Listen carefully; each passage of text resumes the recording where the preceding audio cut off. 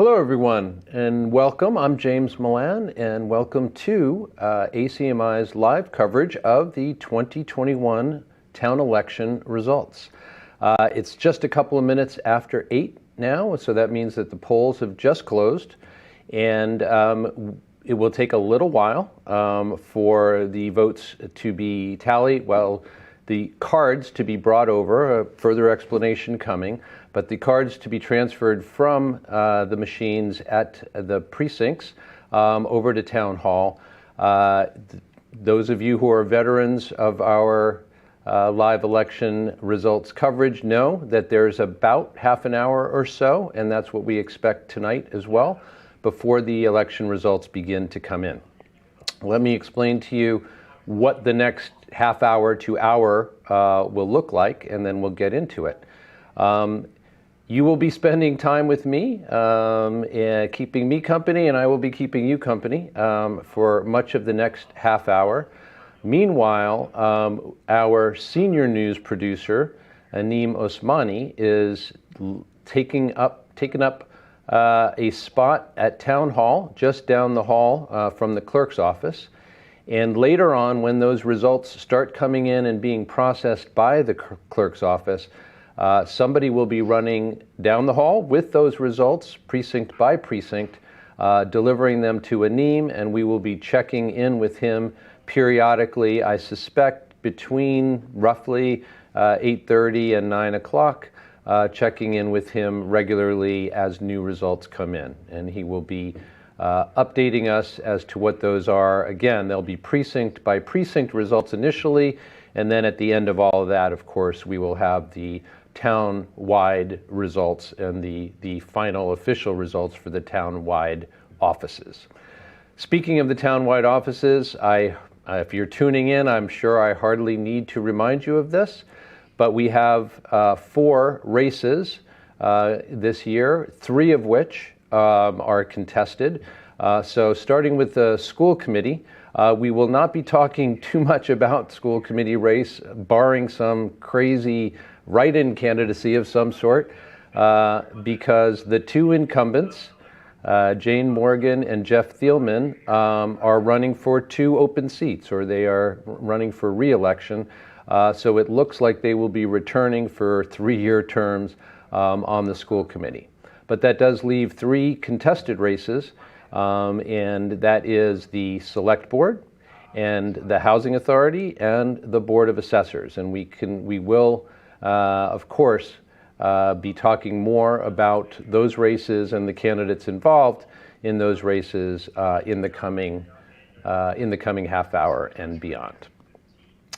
I had a chance to speak to our town clerk, Julie Brazil, earlier this week as we were together planning for this coverage, and she was gracious enough to allow herself to be recorded in responding to some of the questions that I had, and we want to share those excerpts with you tonight. I first asked her to talk a little bit, rather than looking at the present and the future, which we will get to in the later excerpts. The first question I had to ask actually had to do with the recent past. We have all lived through 2020, the insanity on so many levels that year represents in our lives, and that of course is continuing in many ways into 2021 as we speak. But it was a crazy year in the elections, in the clerk's office, as well as in other places. And I asked Julie just to give us a sense, a little behind the scenes glimpse of what it was like to run 3 different elections in the pandemic in 2020, and apparently with new voting machines, which turns out to be one of the big differences as well. So I asked Julie to tell us about that, and here's what she had to say. It was a crazy year. The rules were evolving, as we were trying to, execute elections, and everyone had a lot to get used to. The voters had to understand the system, the whole process of applying for a ballot and getting it in the mail with all these deadlines and different instructions. was challenging for everybody. And then, of course, just the logistics of handling that many mailed ballots. For the November election, we handled, we had 22,000 ballots that we mailed out and got back. And just that's a lot of paperwork. We were very grateful for the help of the parking control officers who were able to come in since they didn't have any parking to control. They were able to come help us just with the day-to-day, everyday, mailing labels and stuffing envelopes so that people could vote. And it was a great example of Arlington teamwork. Everybody wanted it to work, and we did, and it was incredibly smooth. The November election, felt terrifying going into it, but things went very smoothly. I want to stress one of the reasons that it went so smoothly is the state offered an option to advance process ballots, which meant that election workers could come in following very strict rules that the state set up, open ballots, and we could feed them through a high-speed scanner, which is basically a souped-up tabulator. And it recorded all of the data. It was preserved on the same laptop that gets the election results. No one looked at it. None of the files were opened. But it meant that the election workers did not have to scan all of the ballots in person, because even if you don't have voters in the building, the ballots they mail in are handled traditionally on election day. The election workers feed them through the machine on your behalf. And the advanced processing meant that the election workers only had, I did the math at one point, I think we had it all set up so that if every voter who could possibly show up to vote in person in each precinct came, which is of course unlikely, it couldn't be more than 700, which meant they could do it. That would be the maximum number of ballots they would have to handle, either by mail or mailed in or in person. We processed in advance about half of the mailed ballots, and that was an incredible process, but saved election day. The election workers couldn't have done it without having that option from the state and our ability to get our hands on that high-speed scanner that was loaned to us by the company that manufactures our voting equipment, LHS Associates. So it was an amazing new thing that we tried, and it was very successful.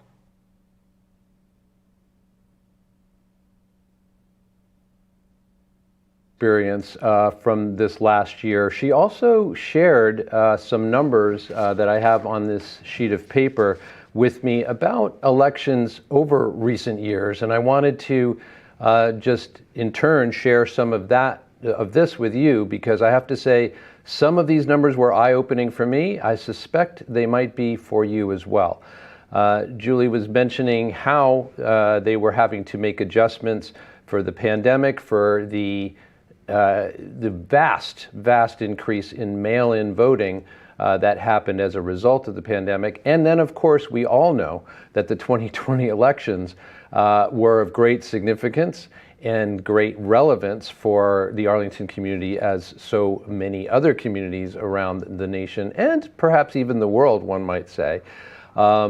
And so therefore, the turnout was even higher than usual. So just to let you know what I'm talking about, she let me know what the percentage turnout of the approximately 30,000 registered voters that there are in Arlington, what the percentages were for presidential elections in the last three of those, that being 2020, 2016, and 2012. We vote in great numbers here in Arlington in the presidential election, and it's impressive. But in 2012, there was just under 85%, or 25,000 around voters or people who chose to vote, excuse me. In 2016, interestingly, that dropped down to 83%. So 85%, 83%. And then in 2020, boy, the numbers were as high as they have ever been. Almost 88% of us chose to vote in 2020. That is a lot of the 30,000, 28,759.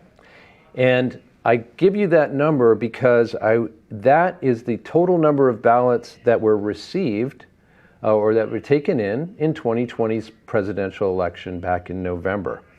Interestingly, though, of those ballots, 22,000 of them were mail-in ballots, and another 5,764 were in-person early voters.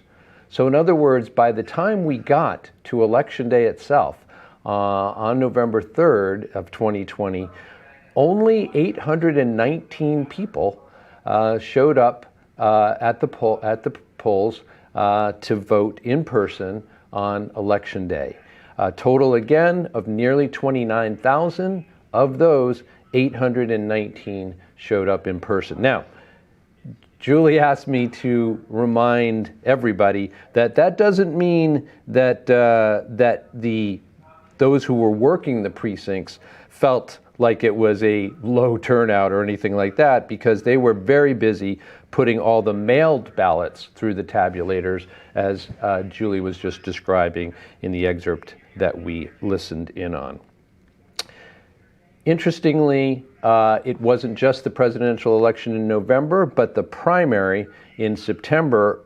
The state primary also saw a significant increase in turnout, with over 18,000 ballots for a state race, which again is an indicator that our populace here in town is as engaged with both local, state, and national politics as we ever have been. All right, we are going to take a short break, and we will be back in just a couple of minutes.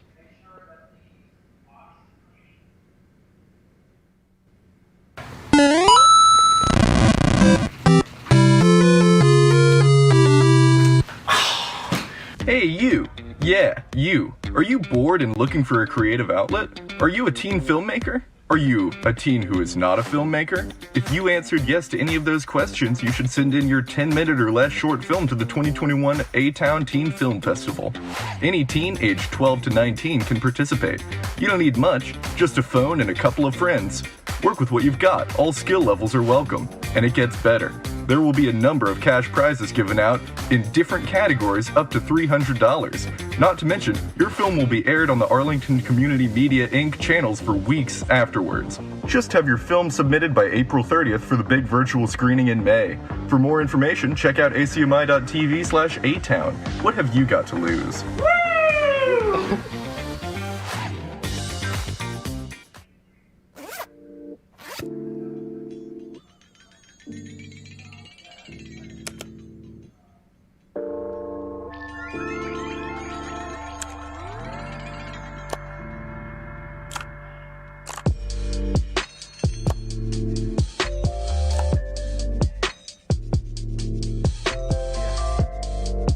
Action.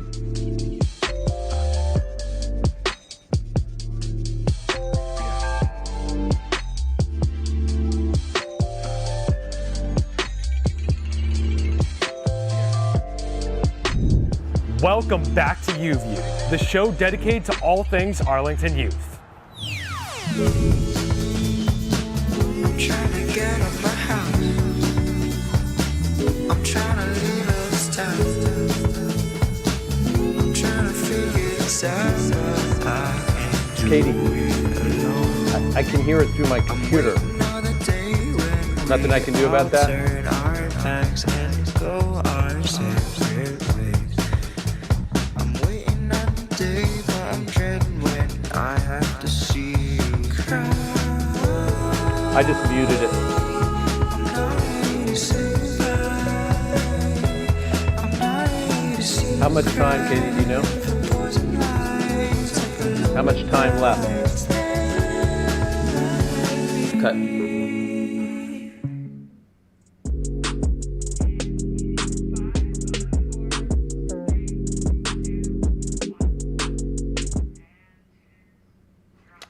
Hi again. Welcome back. I'm James Milan. And I was just discussing some numbers from the recent presidential and state elections. And I just want to spend a minute or two on our local town elections, which have also seen a real dramatic rise in participation in the last few years. So, for this particular election, which we are going to hear a little bit more from Julie Brazil about, you are probably aware that our state legislature didn't make the mail-in voting option available, didn't certify that that would be an option until quite recently. And so there was less of an opportunity for people to take advantage of that. So we'll see how the numbers play out in terms of tonight's election and how many people did choose, in fact, to vote by mail. But the turnout for of elections here in town, and understanding, of course, that there are, ebbs and flows to the races that are open, how contested they might be, which of the various bodies in town do have open races, etc. So with all that in mind, nonetheless, it is interesting to look down at the numbers Julie Brazil shared with me, and to see that in 2016 there were local elections, and they drew about 16% of our voting population's participation. That dropped down below 10%, a little embarrassing, I think, for us, unless there was really nothing going on. I don't personally remember 2017's election all that well, but we were down below 9% for that one. Then jumping back up in 2018 to about 16%, up from there in 2019 to 20% participation. And then this is what I really want to focus on. Last year's town elections, which admittedly did see a number of contested races and did happen, under COVID, where we made it possible for people to do mail-in voting quite easily for town elections. So here's the conclusion. There were total of 11,251 ballots cast last year's town elections. 8,000 of those were by mail. And to give you some context, that 8,000 is fully 33% more than the next highest total from the previous years. That's just mail-in voting exceeded by 33%, the highest total of all the voting that happened in any of the years from 2016 to 2019. So you'll hear Julie talking shortly about, and we anticipate that there will be hybrid system, a way for you to vote by mail rather than in person going forward, and clearly Arlingtonians have responded to that. All right, I want to play the next excerpt from my my interview with, really it was a planning meeting that we just snuck an interview into. But I asked Julie about how votes would be tallied and processed this year, because I understood that their changes were afoot from how we have done things or did do things for many years. Here's what Julie had to say about that. So election night results continue to evolve. We got new voting machines that we used in November, and they have a couple of features that are changing the way we manage sort of election night. They have two identical memory cards that are sealed at the beginning when we test the machines before the election. If we use election workers to bring us one of those two memory cards, we can start processing the results in the clerk's office much faster after the polls close. We did some variation of that in November, and we're continuing to refine that process to speed up our ability to get voters the information that they are looking for on election night. The second memory card remains sealed with a security seal until after the election. So if there was ever any question raised, we could, the Board of Registrars, and the whole recount process would allow us to verify that the data hadn't been tampered with. And so it makes it easier and faster to get the results without worrying about waiting for the election workers to finish all of their work at the precinct, which is what we used to do in the past.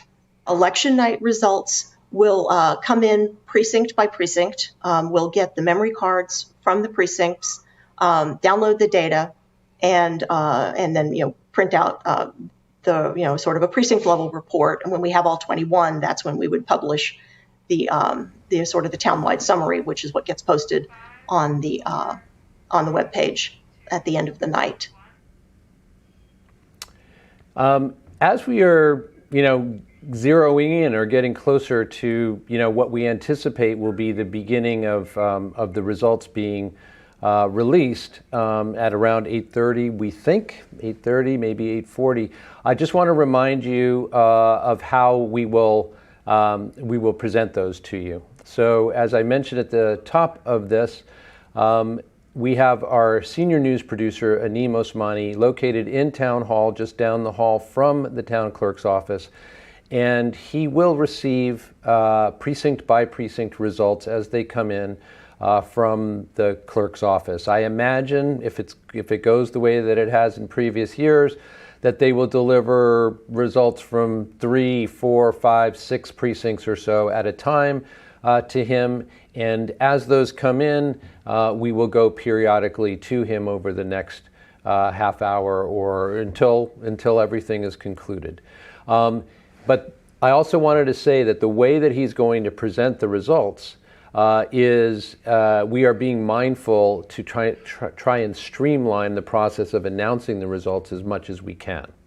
So there are 2 different kinds of results here. One is the townwide offices that I've already mentioned, the contested races being the Select Board, the Board of Assessors, and the Housing Authority.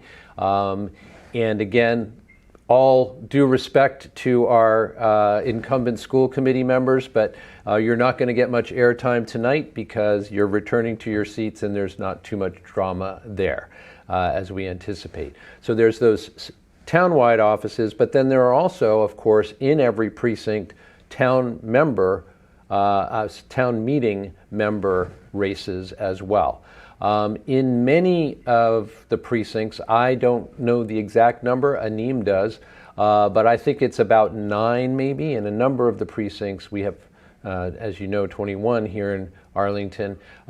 In about 9 of them, there are no contested races for town meeting members. So in other words, there are either the same number of candidates as there are open seats, or perhaps even fewer candidates, and there will be open seats still left. A reminder of how town meeting member elections work. Every town meeting member is elected for a 3-year term, and those 3-year terms are staggered so that in every 3 years you have 4 people being elected from each precinct. And that makes for a total of 12 town meeting representatives from each precinct. Tonight's results, for those precincts where, again, there are not contested races for town meeting member, when the precinct results come in, Anim will simply read off the names of the 4 or fewer town meeting members who will be taking up their terms because, again, there was no contest. For those in which there is a contest, Anim will read out all of the results, the numbers and the percentages. So if you're interested mostly in town meeting member results, then pay attention as those precinct numbers are called. For the statewide offices, on the precinct by precinct results, we are going to just, as I said, streamline it by letting you know what percentage of the votes, and not the specific number of votes, but what percentage of the votes the various candidates received. So that's how it will happen once we start announcing the results. I wanted to go to Julie Brazil one last time because you heard about how things were in 2020. You heard about how things are today. I also wanted to know, how is the in-person versus vote by mail, how is that expected to play out in this election, but also into the future? Here's what Julie had to say. So this election largely continues the same systems that we used for all three of our elections last year, which is voters were invited to submit a written application to get a ballot mailed to them. And that continued to the same way.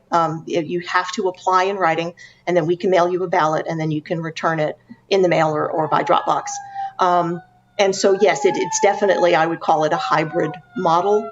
People can choose to vote by mail, or they can choose to vote in person on election day. During local elections, we have not traditionally done in-person early voting the way that we do for the state elections. The legislature has begun debating slowly, as far as I can tell, but lots of legislation with variations on the procedures have been filed, and they'll be discussing sort of what that application process looks like. What are the rules? I think Massachusetts is unlikely to do full vote by mail, where your only option is to vote by mail, and they mail you the ballot. I think we will continue to do the hybrid model where you apply if you choose, and a ballot is mailed to you. I know they're debating changing voter registration deadlines and how that works, discussing what it would look like to do same-day voter registration.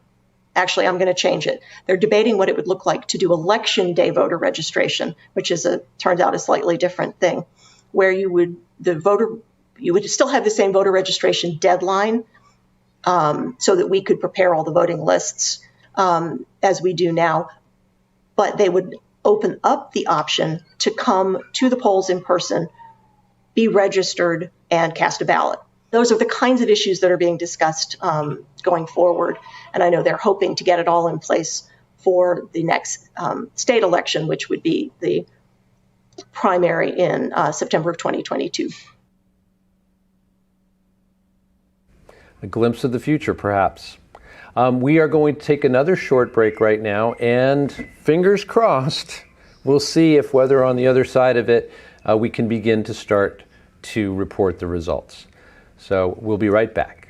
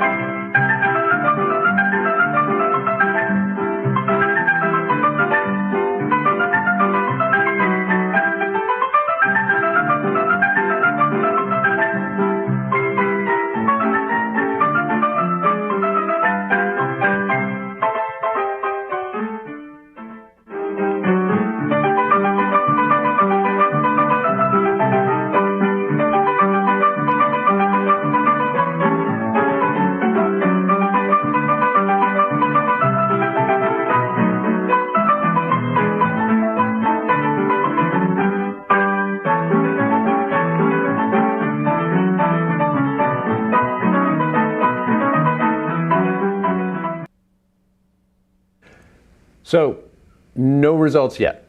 We have checked in with Aneem at Town Hall, and we are still in suspense in the same way as you are. And, I don't know how long it will be. I suspect we will have results rolling in within the next few minutes. That was what Julie had forecast as best she could. And I'm just going to stick with that. I did want to take this opportunity before we do start announcing the results to acknowledge that we at ACMi have been covering this election from the get-go, as we always do, and we presented, helped facilitate candidate profiles that hopefully you were able to tune into on ACMi or from other sources, and get to know your candidates that way. And also we made the offer, as we always do, to debate to each of the candidates, especially in the open races, and we were able to present debates in 2 out of the 3 races. I wanted to acknowledge that we at ACMi are aware of the fact that in the Housing Authority race, it has made the news for reasons that I think nobody would prefer, none of the folks involved, etc. And we are we're not trying to ignore the fact that there is some controversy about what has transpired over the course of that particular campaign. But we recognize that it is still in process of being resolved. The issues that have been raised also have prompted some form of police investigation, and so that is ongoing. So until and unless we are able to find out for sure what the facts are, of course, we don't want to speculate or to present something that wouldn't be accurate. So it is for that reason, again, that we are spending no more time than this acknowledgement around the Housing Authority race. But, did want to say, of course, we are aware that there is drama that has unfolded and may still be unfolding in that particular race, and we'll see where that goes. Let me just remind you of the candidates. I'm certainly not going to go through the town meeting member candidates because I don't know those offhand, of course. But the candidates in the races that are contested, starting with Select Board, there are 3 candidates for 2 open seats. And if I recollect correctly, on the order in which they appear on the ballot, they are Eric Helmuth and Jennifer Seuss and John Hurd. John Hurd, as you may know, is seeking re-election. He has completed a 3-year term on the board, and the other 2 are challenging for both open seats, of course. Then the aforementioned Housing Authority race is for 1 seat with 2 contestants or 2 candidates. The incumbent is Nick Metropolis, and Kelda Fontenot is challenging him. And finally, for Board of Assessors, we actually have 3 candidates vying for just a single seat. And I cannot remember the ballot order, so I apologize to the candidates if I just say they are Kevin Feely and Philip Lonis and Guillermo Hamlin. So there you have it. Those are all of the candidates in townwide contested races. And as I have mentioned before, we are sitting on pins and needles ourselves here, waiting to be able to begin announcing the results. For now, we're going to go to another break. And again, with the same hope that I had last time, that when we come out, I'll be able to share with you in hearing from Anim what the results are. So we'll take a break. Welcome to the control room. This is where a lot of the magic happens in creating an ACMi show. There are many positions that work in this space, and we'll be going one by one to show you everything that goes on in here. The soundboard controls the audio that we receive. It's important to have clear audio by not having it too quiet or too loud, so we have to keep an eye out on the levels. The talent can change their range, so adjusting to them is very important. This machine turns on the cameras we have in the studio. Because they power them, it's one of the first things we turn on when coming into the studio.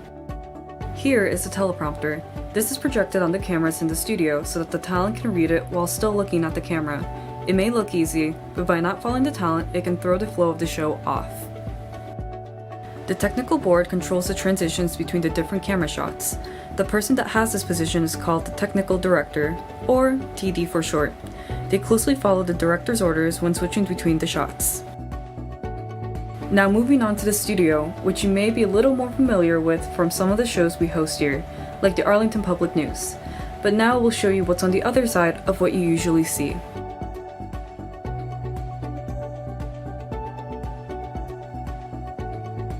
Here are our family of cameras. They are all connected to headsets for communication and of course the teleprompters. Frequently, 2 of the cameras are usually zoomed in on a person each, and the last camera captures a wide shot, the entirety of what's going on front. The 4th camera is the jib, which we use for larger shots and has more flexibility. It can go up pretty high, and with its height, we can create more dramatic and impressive shots. The lights are scattered all throughout the ceiling. The 3 kinds of lights are backlight, fill light, and key light, to make sure that our subject is lit as best as possible. The switchboard located in the back of the room controls all of the lights, and we can look at the monitor nearby to check their levels.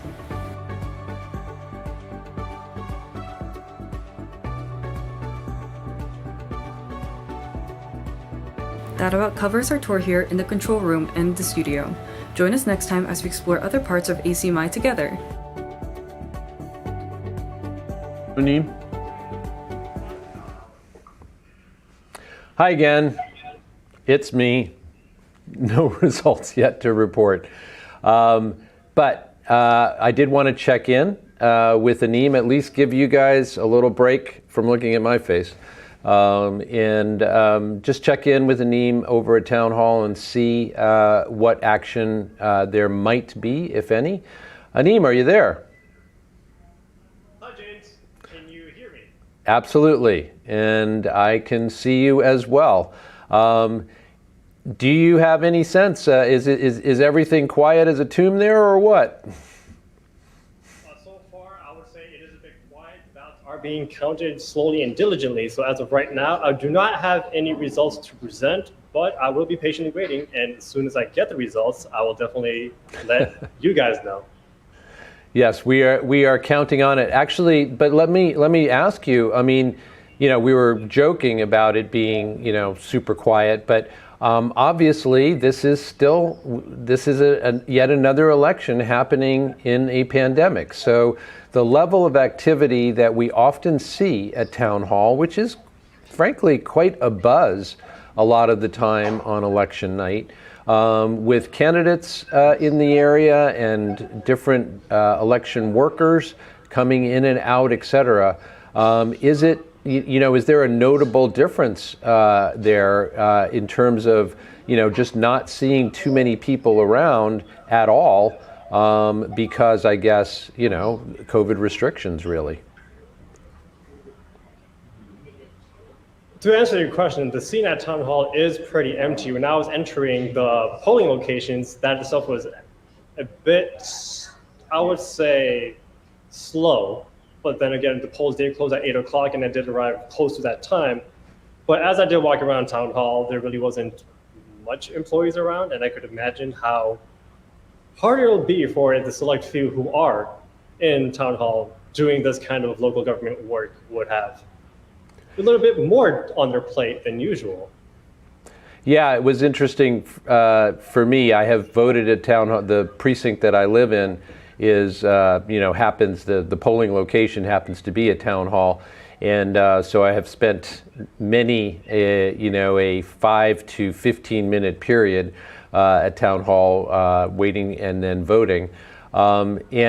Today's, I was there earlier today to vote, of course, and just the entire setup was, again, dramatically different.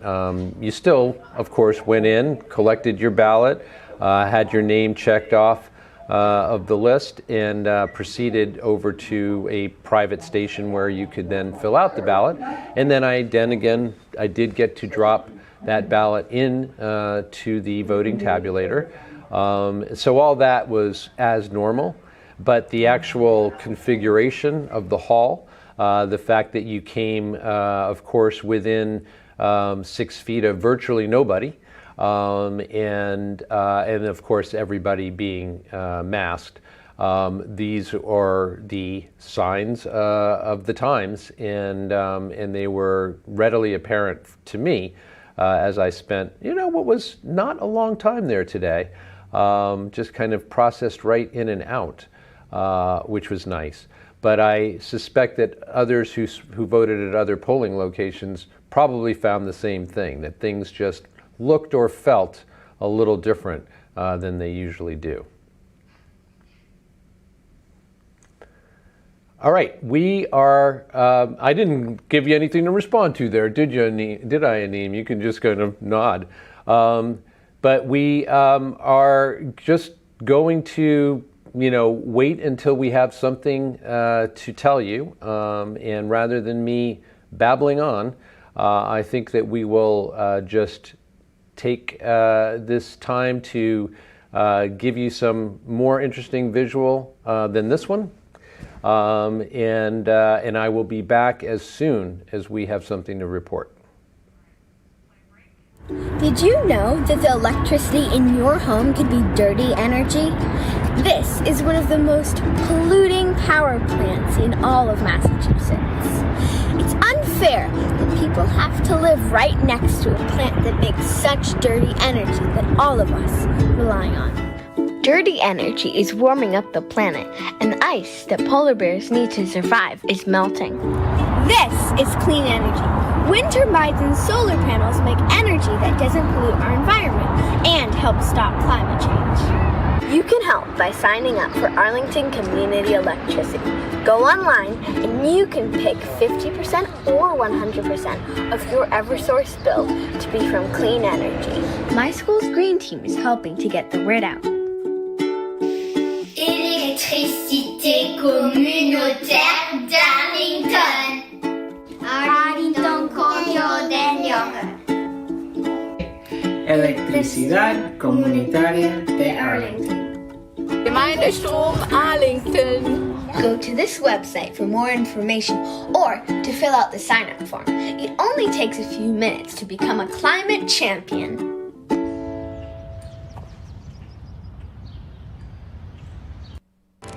I think we can all agree that Robbins Farm Park is just about the best park you can get in Arlington. It's pretty hard to beat, but there has to be a second place, so let's figure that out right now. It's another bustling day at McLennan Park, where all the kids go to hang out. I'm here at Bernard and Rocks Park today. I can say confidently now that this is the best park in Arlington.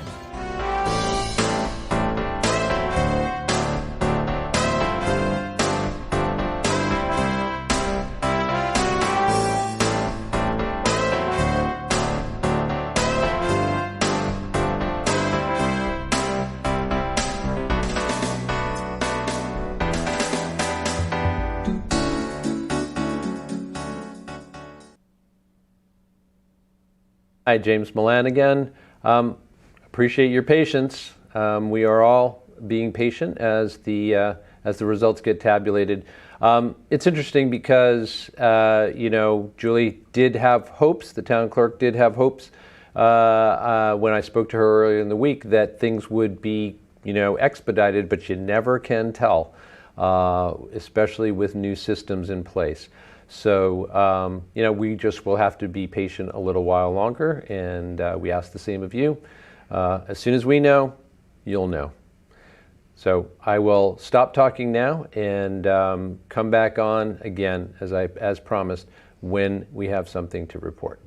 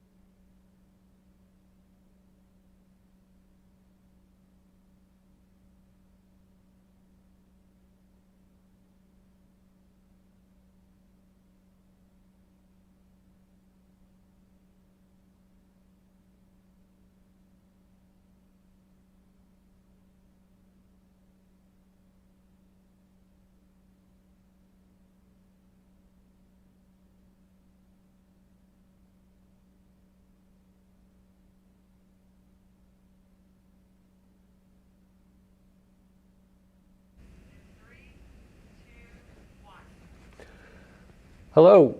We are getting closer, but one thing that I had neglected to mention is that we also reached out to invite all the candidates in tonight's races to join our StreamYard feed and hang out in the waiting room and be patient, and that we would look for an opportunity to speak with them. Of course, in the vast majority of cases, we want to wait until the final results are in before speaking to the candidates. But we happen to have our two school committee incumbents and who are about to return to those positions, as I mentioned earlier.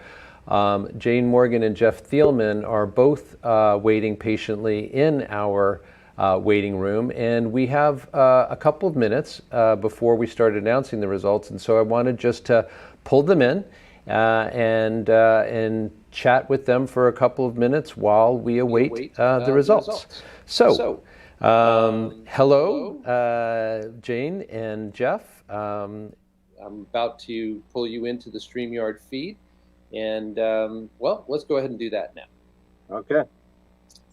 Hello there. Hi, Jane. Hi, guys. Good to see you both. So, I wasn't meaning to cast any shade on you guys when I said earlier that we weren't going to be paying a lot of attention because, of course, there's not much drama there. But, I am curious. If I'm correct, and of course, correct me if I'm wrong, Jeff, you have been through a couple of these campaigns, elections already to the school committee. You're a multiple terms person. And Jane, this is the end of your first term, or in other words, the first time you're seeking re-election.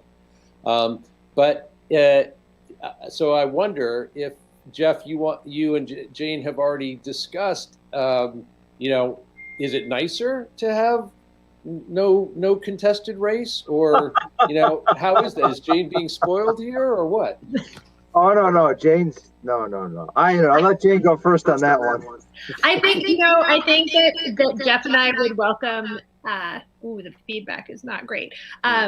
Would welcome anybody who wanted to come and run for school committee in our cycle, and we'd be happy to tell them anything that they needed to know.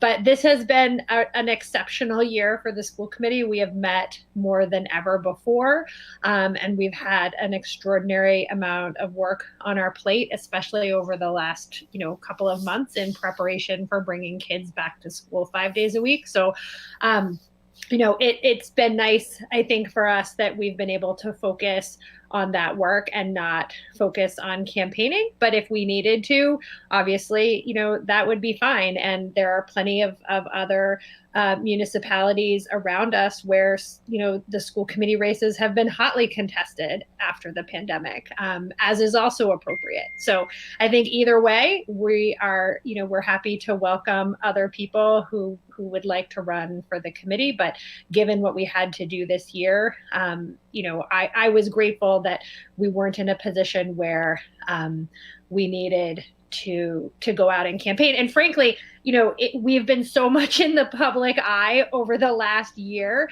that we've basically been campaigning for a year, right? It feels like that because we're constantly upfront and meeting with parents because, schools and COVID have been such a big deal. So.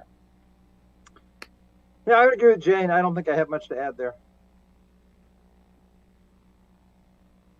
Sure I can. Can you hear me? I can't. Yes, I can. I did want to ask you, Jeff, sorry for that little glitch. I did want to ask you, Jane stepped in, just well described what kind of, just pretty monumental task you guys have in front of you in an ongoing way these days.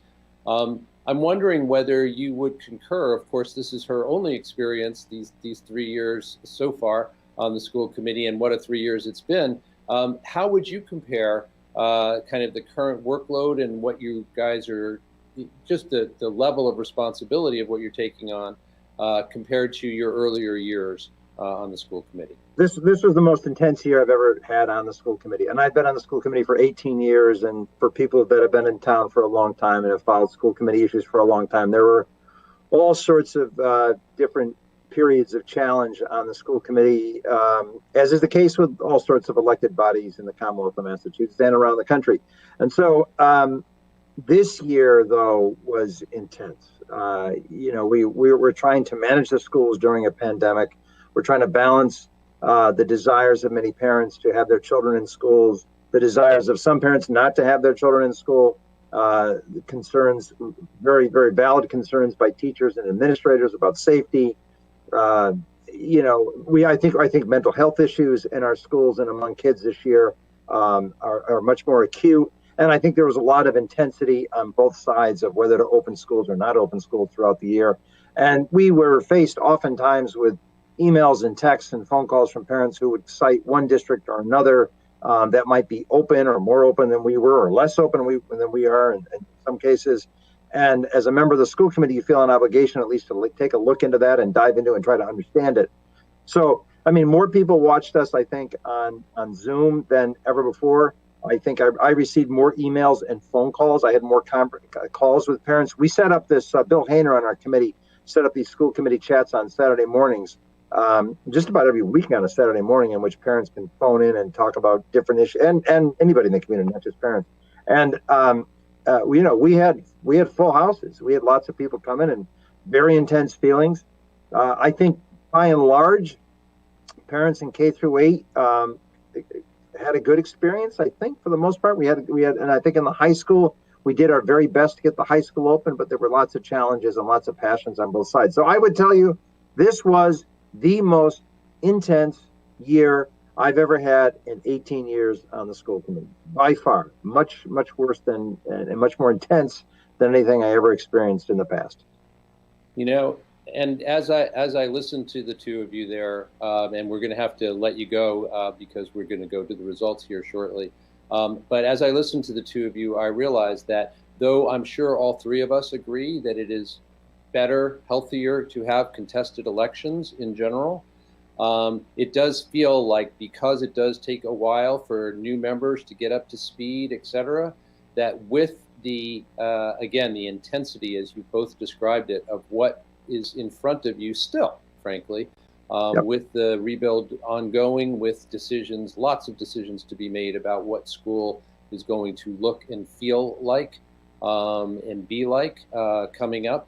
Maybe it's not a bad year to be able to lean on folks who have the experience of dealing with this for some time already. So I want to wish both of you best of luck. I appreciate, and I think we all do, the fact that you're willing to take it on again, because as both of you mentioned, the sheer number of hours, which are always considerable on the school committee, that you have to devote and volunteer, has, if anything, gone up. So I hope you both get a good night's sleep tonight and lots of good nights sleep to come, and that you're ready and able to tackle the work. I'm sure you are. Best of luck to you both. Thank you. Thank you. And thanks for joining us. We appreciate it. Thanks for having us. Have a good night. Thank you. Yep. Have a good one. Bye now.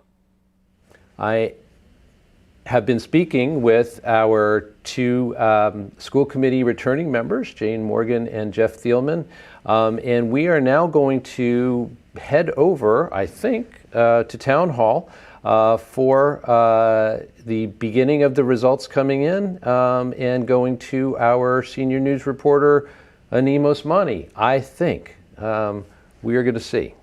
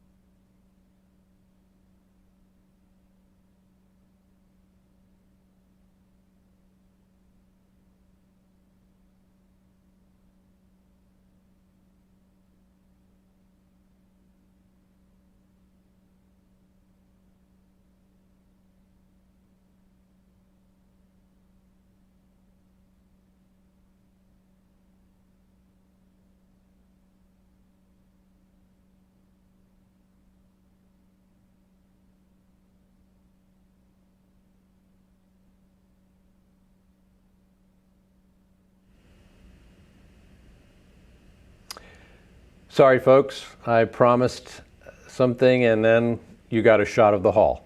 But it turns out that the results have indeed been transported from the clerk's office over to our reporter.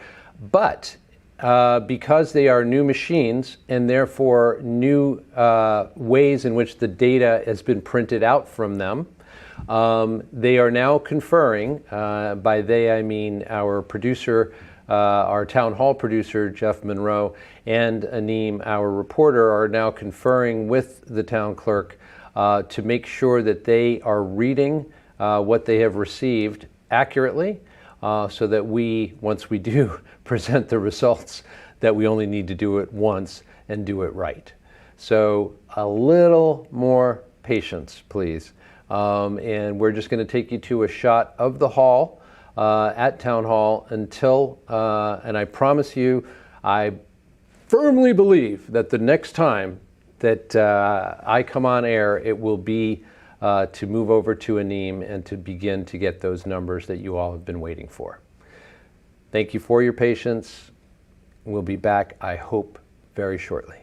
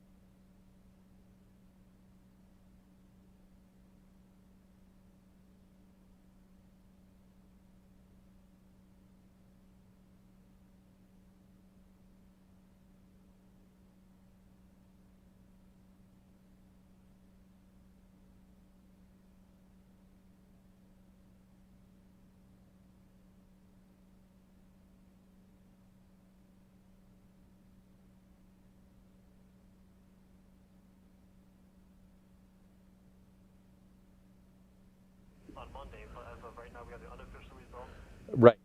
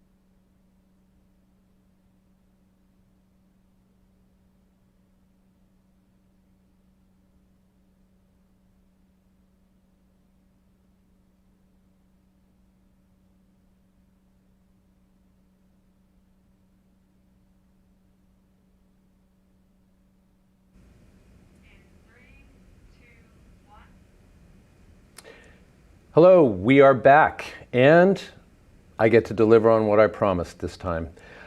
We are about to go to Anim Osmani and start to get those results in. I just wanted to explain how we're going to do that and a change to something that I described way back more than an hour ago at the top of this telecast, because with all the time that has gone by, we are mindful of your time, and so we are going to try and streamline things as best we can.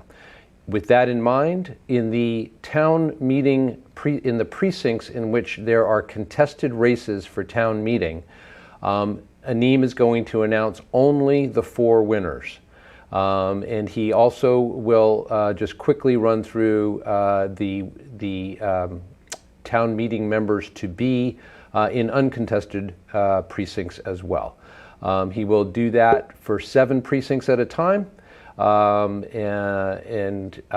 then we'll jump back to me briefly, he'll go through the 21 and then provide the town-wide results immediately thereafter. All right, so lots of talking from me, enough. Let's go to Anim with the results.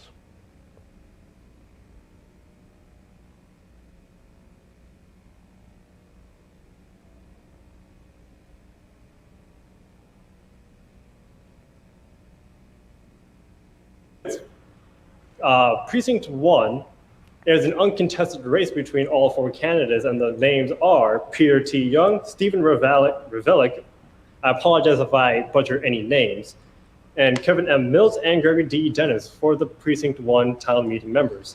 On to Precinct 2, according to the unofficial town results.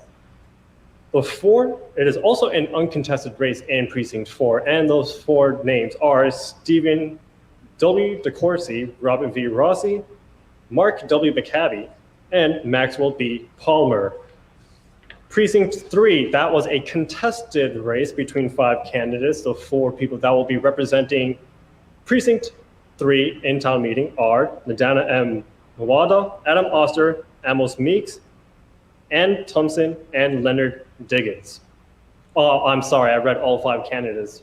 The one person that did not make it to the final seat is Ann Thompson. The other 4, Nadana Mawada, Adam Oster, Amos Meeks, and Leonard Diggins, are the 4 town meeting representatives for Precinct 3. For Precinct 4, that is an uncontested race. The 4 names are Ethan Zimmer, Ezra Fisher, Teresa Rowe, and Judith E. Garber. Precinct 5, for a 2-year term, it is the solo candidate that made the seat, Terrence Ashley Marshall. Now for Precinct 5, for the 3-year term, out of 5 candidates, the 4 that will be representing Precinct 5 in town meeting are Lauren Ledger, Peter Thompson, Sarah Huber, and Karen Keller. For Precinct 6, that was a tightly contested race between, 7 candidates. The 4 out of the 7 candidates that will be representing Precinct 6 in town meeting are Adam McNeil, Ann Henkin, Leslie Waxman, and Charles E. Blandy. For Precinct 7, it is an uncontested race in Precinct 7 as well, and the 4 names are Mark Lebevre. It's a very tough name to pronounce. I really apologize if I do butcher any of these names. I really do. Roderick Holland, Elizabeth Carlton Geisen, and Lauren Slotnick. And that, once again, that was for Precinct 7. And that is all that I have for town meeting members out of the 21 precincts. I've just presented the 7 precinct town meeting representatives. James, back to you. All right, Anim, thanks very much. As you can see, we are going to try and go through these precincts as quickly as we can. And of course, we are not doing the town-wide offices as part of the precinct results. You will, of course, be able to access, once the official results have been released, you will be able to access the precinct by precinct numbers and perhaps even percentages that each of the town-wide office candidates was able to amass. But for now, we're just going to stick with town meeting results, and then we will cover the town-wide offices again in their cumulative numbers right at the end. I also wanted to mention that these are unofficial results in one sense, and that is there are fewer than 50 ballots still to be hand counted, and so it's pretty unlikely that they are going to make any difference in any of the races, but that is yet to happen. And so as far as the town clerk's office is concerned, the official results still are pending the counting of those ballots by hand. So I believe that Anim is indeed ready with the results from precincts 8 through 14, and we'll go to him with those now.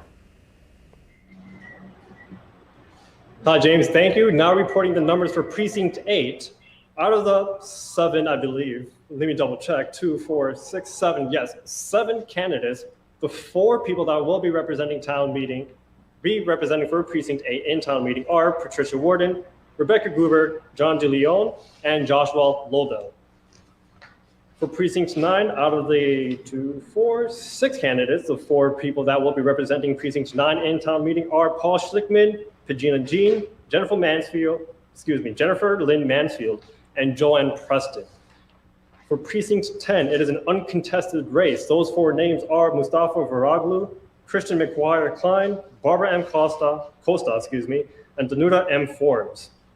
For precinct 11, another contested precinct, the 4 candidates that will be representing precinct 11 in town meeting are Carol Schwartz, Mary Ellen Bilaffer, excuse me if I pronounced any of these names wrong once again, Meredith DeMola, and Christine Carney.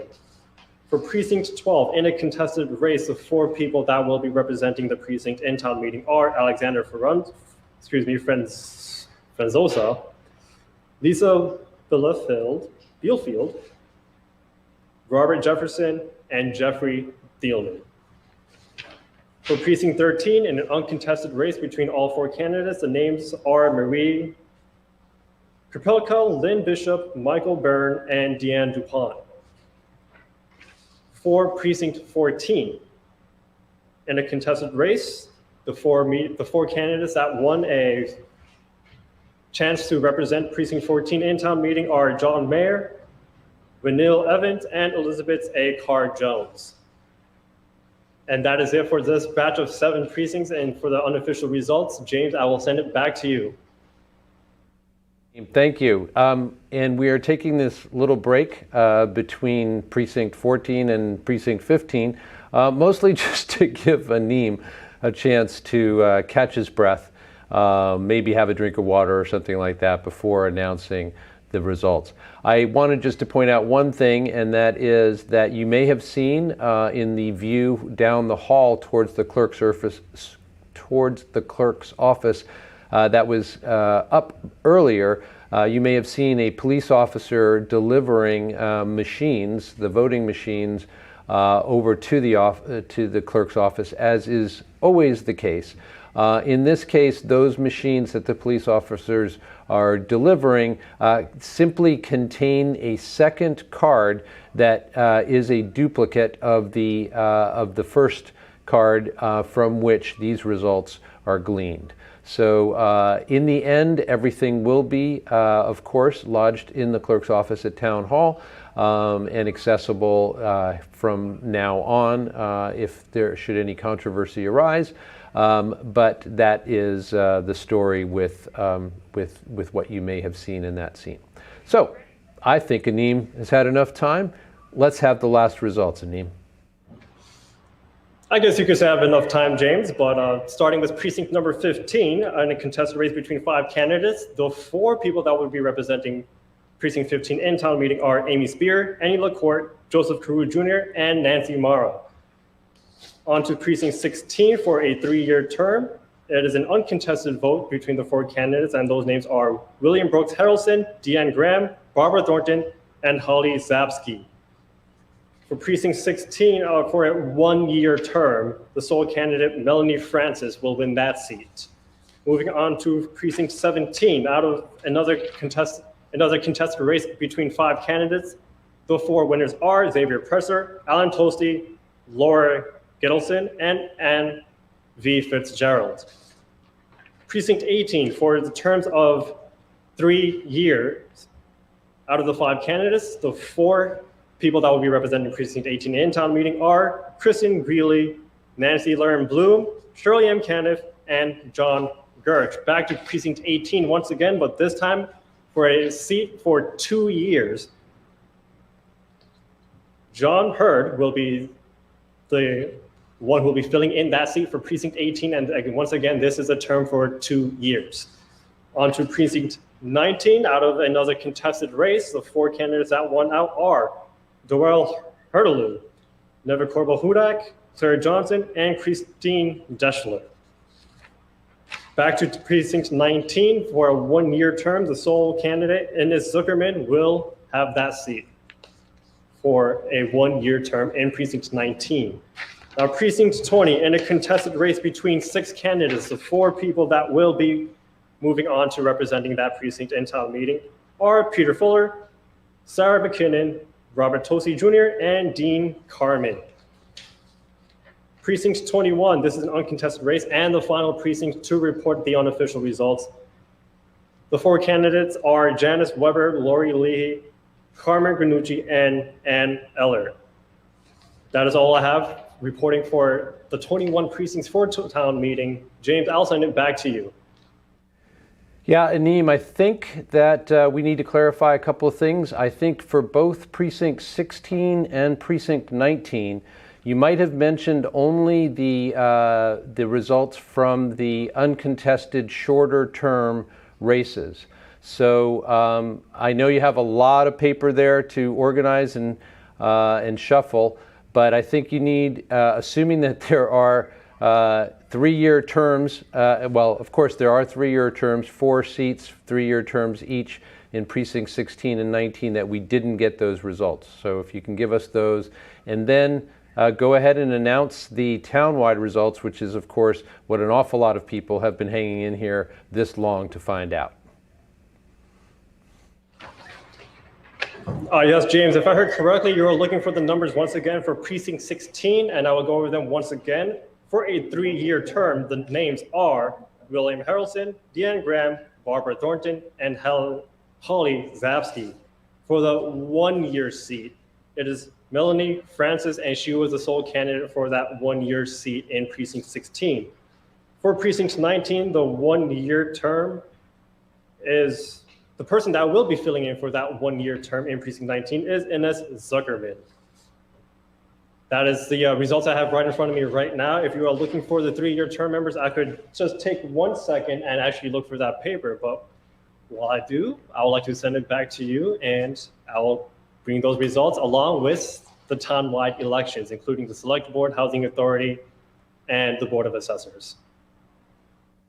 All right, and I do ask you to just be patient with us for another minute or two, and we'll get the results of those town-wide offices that you all are waiting for. And after that, we will be inviting any candidates who have stuck around in our waiting room to have a short chat with us in the aftermath of the results. So I am hopeful that Aneem has located the results of the 3-year terms in Precinct 19 at this point, and then can share the major results from the big contested races. Aneem? Thank you, James. I do have the results for Precinct 19 for the seat of 3 years right in front of me, and the names for Precinct 19 are Doralee Florent Hurteloo, Neva Corbel-Hudak, Sarah Johnson, and Christine Deschler.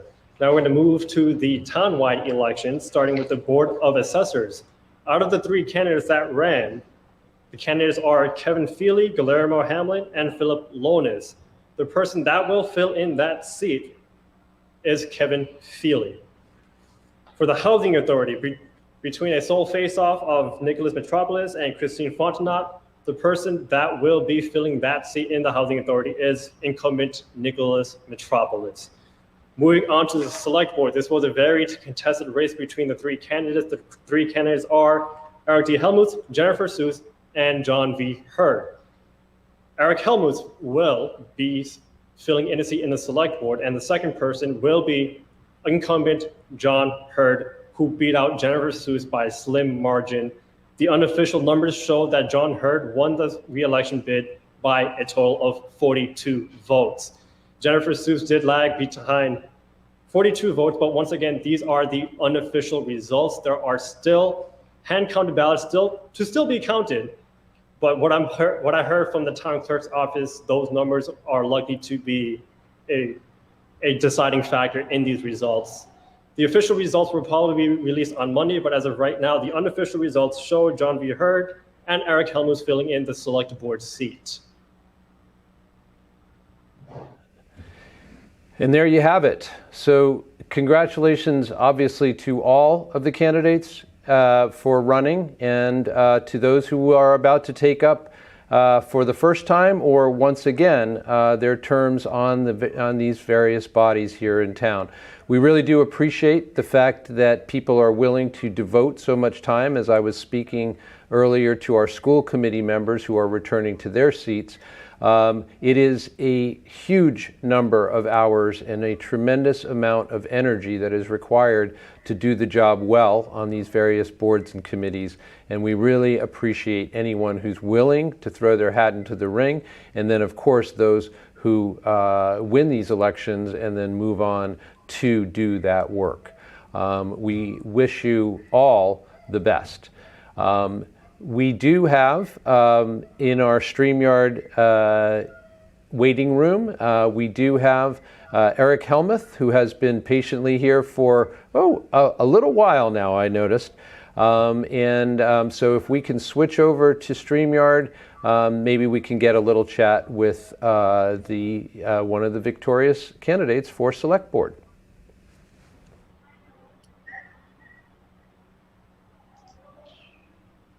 Hello, Katie, did you say something? Eric, how are you?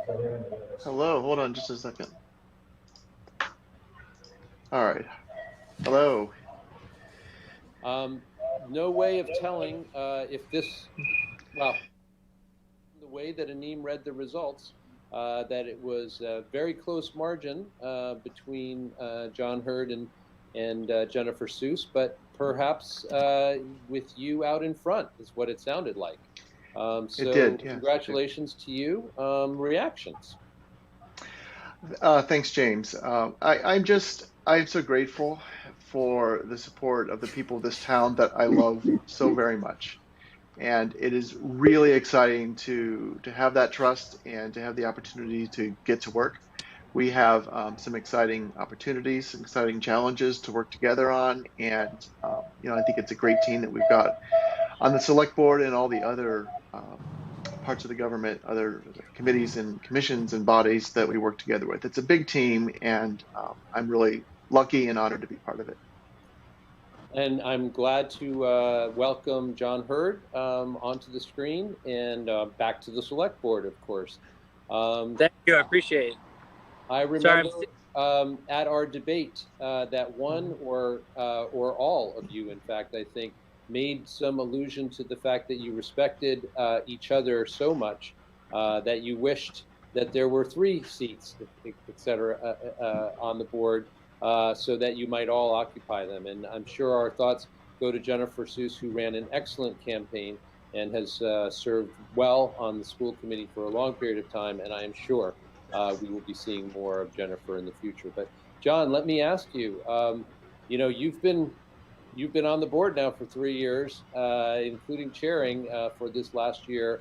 And, what is it that you are most looking forward to taking up again now that you're back for another 3 years? So in the interim, in the next year, what I really am looking forward to is rebuilding the town out of COVID. We have a lot of ongoing issues that we've been dealing with for years, both in racial equity and housing. But right now, as we get through the COVID crisis, putting the town back together, we have our kids back in schools, helping our businesses is really going to be a key aspect that the select board takes care of. And I'm really looking forward to it. I want to congratulate Eric, our newest board member. And I certainly want to congratulate Jennifer as well. She, like you alluded to, James, she ran a really great campaign. This was a really idea-based, clean campaign, and we really had 3 great candidates. And I do want to thank her for her participation in this campaign as well. Well, thanks to you both, and best of luck, because just like our school committee members I spoke to earlier, you've got a lot on your plates, and it's going to come at you fast and furious right away. So, Eric, you know, as I wished to our school committee members, I wish you guys as well. Good night's sleep tonight.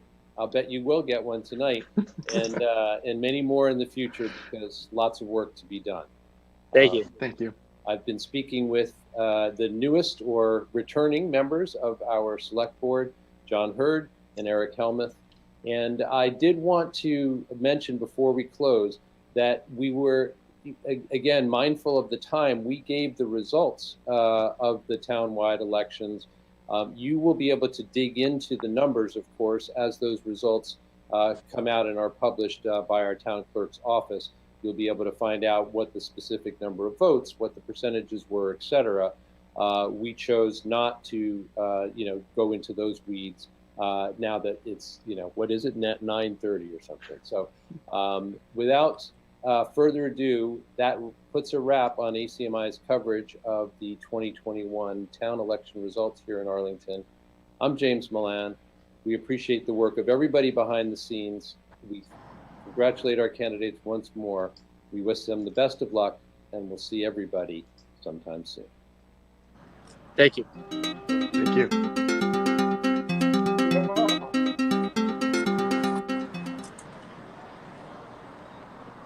Right, I think they're gone to credits. Yes. We clear?